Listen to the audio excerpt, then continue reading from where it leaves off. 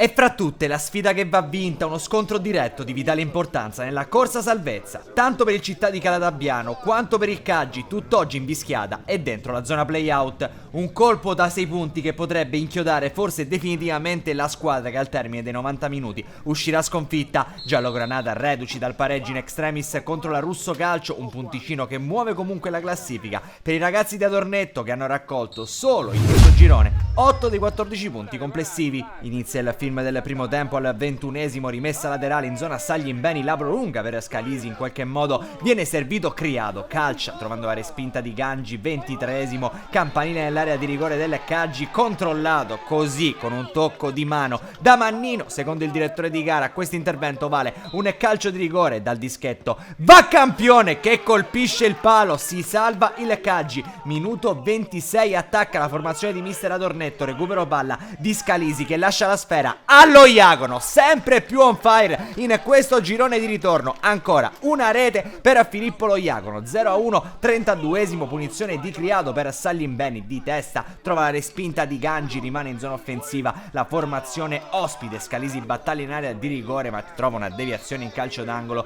minuto 35, break di Saglimbeni, calcia da fuori, trova solamente la linea di fondo, minuto 46, ultima chance della frazione col Città di Calatabbiano che attacca dalla distanza. Campione oltre la traversa, fine primo tempo. Allora fin qui tutto bene per il Caggi che vince 1-0, deve mangiarsi le mani il Città di Calatabbiano che invece al 24esimo ha sbagliato un calcio di rigore. Inizia la ripresa, subito cambi doppi, entrano Riccine e Di Natale per Scalisi e Mannino, 49esimo, Santitto sterza a destra, la mette dentro Lo Iagono al primo tentativo, no, al secondo sì, 0-2 doppietta e il Caggi mette in discesa la sua partita. Attenzione perché al 61esimo i padroni di casa dimostrano di non arrendersi, situazione di calcio d'angolo, il pallone finisce fuori aria e che mancino quello di Di Bella che si stampa all'incrocio, complice anche la deviazione del portiere della traversa. Minuto 66, Caggi nuovamente in avanti, rimessa laterale lunga per Lo Iagono, cerca la deviazione ma c'è Gangi sulla sua strada. Minuto 71, punizione di Riccina,